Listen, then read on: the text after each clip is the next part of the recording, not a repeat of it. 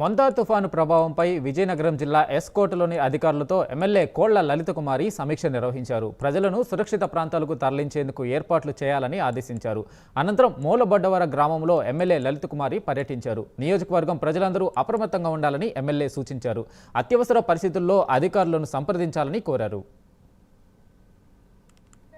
ఎప్పుడు ఎలాగే అయితే ఏదైనా ప్రమాదం జరిగితే మా వంతు ఏదో ఉడసాయాలు చేయగలం కానీ ఇల్లులు కట్టేసి మరి ప్రభుత్వం అంటే బాధ్యతగా ఇల్లులు మేము ఇచ్చి అట్లా సీన్బాబు వస్తాడు, తప్పకుండా ఈసారి ఇల్లులు కట్టండి, ఆ డబ్బులకు సరిపోతాయి, ఈసారి పెంచి కూడా ఇస్తాం, ఓకేనా?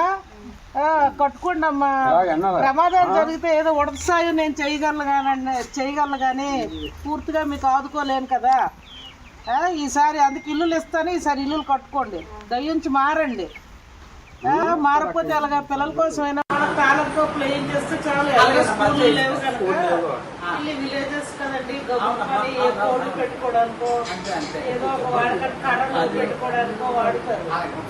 ఎంఈఓ గారికి కూడా కోఆర్డినేట్ చేసి వాళ్ళు ఇంటిమేట్ చేస్తే లాక్ చేసేస్తారు.